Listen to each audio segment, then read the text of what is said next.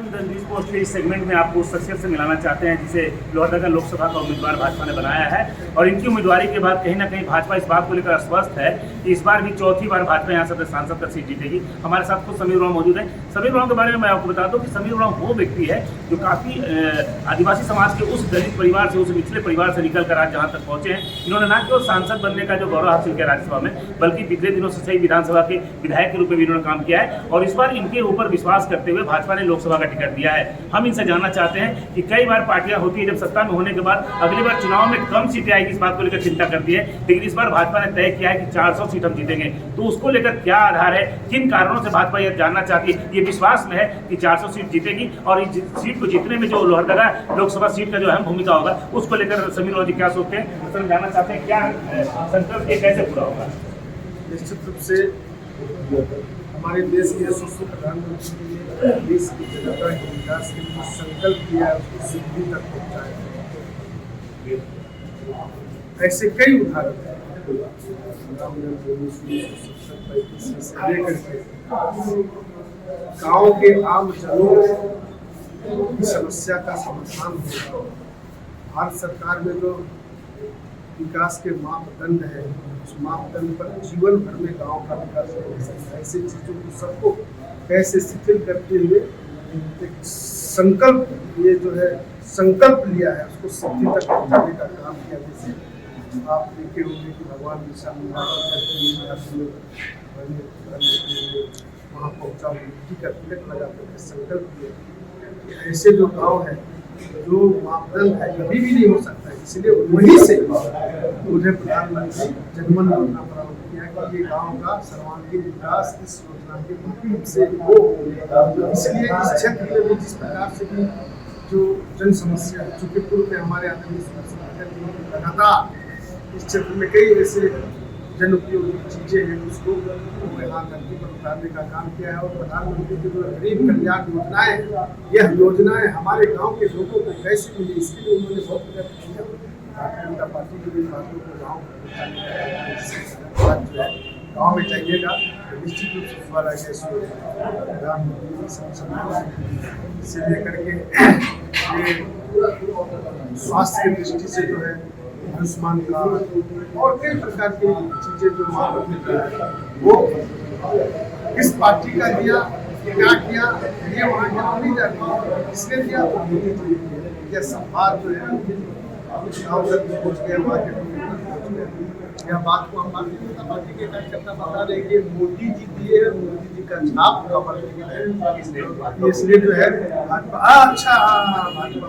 Sir एक चीज जानना चाहेंगे, आप आदिवासी एसटी मोर्चा के राष्ट्रीय अध्यक्ष है, तो आपके ऊपर न केवल लोहरदगा लोकसभा सीट को जिताने की आपकी जिम्मेवारी है, बल्कि आप क्या सोचते हैं झारखंड की तमाम सीट जो आरक्षित सीट है वहाँ क्या अनुमान लगाते हैं, क्योंकि ये नहीं कहा जा सकता है कि लोहरदगा लोकसभा सीट को आप जीत रहे हैं तो वो आप दर्ज जरूर करेंगे, लेकिन साथ ही साथ जो लोकसभा की तमाम जो सीटें आरक्षित सीटें झारखंड में, उसको लेकर क्या रणनीति है, क्यों लोग आदिवासी समुदाय के लोग भाजपा को वोट दें, ऐसा क्या काम आपने देखा है कि लगता है कि आपको आदिवासी समुदाय को भाजपा में वोट देना। निश्चित रूप से हमारा लक्ष्य अंत्योदय है, पत्र अंत्योदय है, प्रण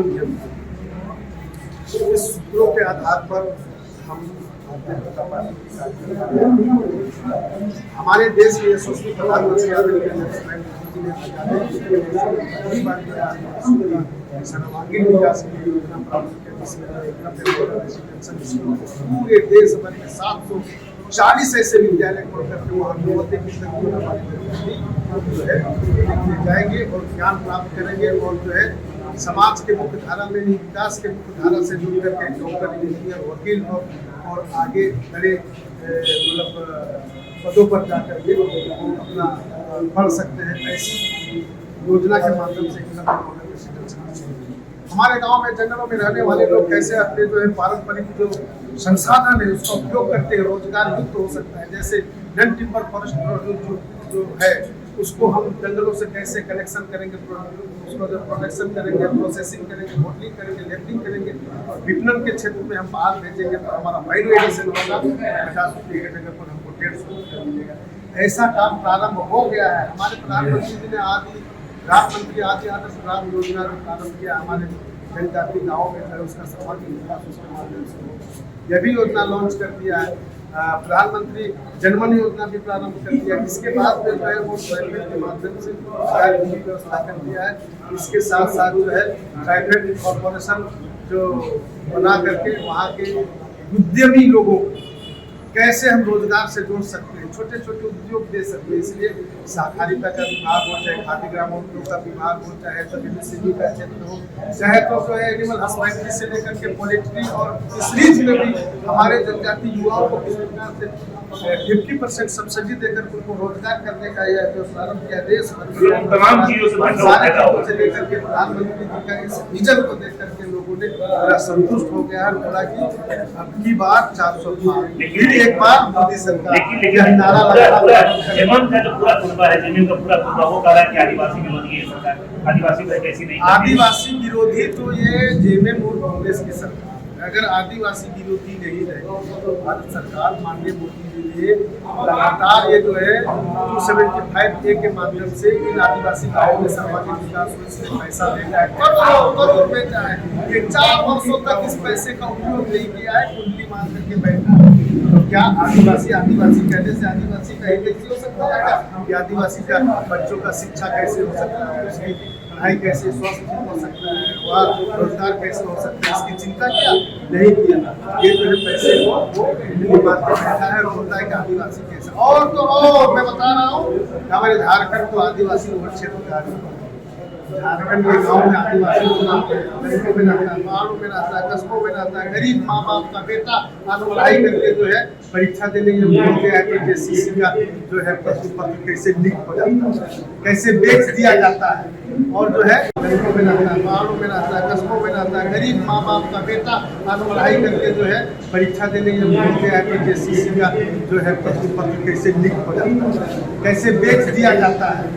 और जो है वो पैसे वालों को ही नौकरी होगा, हमारा गरीब बेटा बेटी का पैसा नहीं होगा। ये कहाँ के लोग हैं? ये आदिवासी लोग ही हैं। और तुम्हें बताना एक बहुत महत्वपूर्ण विषय है, अभी जांच हो रहा है, SIT गठन हुआ है। SIT के लोग जो है विधानसभा के पदाधिकारी उनका बेटा को पकड़ा है, उसको ये नहीं पूछ रहा है कि प्रश्न पत्र तुमको कहाँ से मिला था, नहीं पूछ रहा है किसको किसको बेचे हो, किसको किसको बेचे हो उसको पूछ रहा है। यानी किसको किसको कितना में बेचे हो उसको पकड़े जाएंगे तो तुरंत पैसा दे देगा और पैसा जो है इधर हम दे देंगे। ये भ्रष्टाचार आलम पर है। तो ये आदिवासी को तो पूरा कुचलने का कितनी सीटों में क्या लगता है, कितनी सीटों पर? निश्चित रूप से मुझे विश्वास है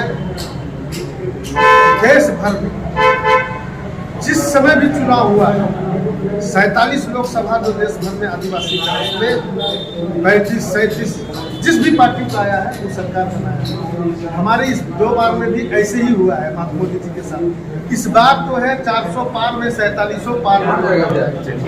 47 पार इसलिए बोले कि 47 में हमारे लिए है कि और जनरल में भी ST हम लोग आकर के 47 पार करेंगे। पूरी विश्वास है कि और ये झारखंड में भी हम लोग जो है 14 का 14 अलायंस मिला करके मतलब राष्ट्रीय गठबंधन अलायंस मिला करके 14 हम लोग। तो आपने स्पष्ट देखा कि ये सभी लोग थे, सभी लोग पूरी तरह से विश्वास से लबरेज नजर आ रहे हैं। इनका पूरा विश्वास है कि आने वाले लोकसभा चुनाव में जो परिणाम आएंगे वो केवल 400 सीटों की उपलब्धि नहीं होगी, बल्कि झारखंड के उन तमाम सीटों को जीत हासिल करेंगे। क्योंकि इनको विश्वास है कि आदिवासियों के विकास के लिए जो नरेंद्र मोदी ने जो काम किया है वो काम शायद आज तक नहीं हो पाया था। अब देखने लायक बात ये होगी कि इनका विश्वास आने वाले समय में कितना खड़ा उतरता है। कि इतना तय है कि भाजपा ने पूरी तरह से चुनावी मैदान में अपने प्यादों को उतारकर पूरी तरह से जंग को अपने कब्जे में करने की कवायद शुरू कर दी है। गुमला से सुशील कुमार सिंह,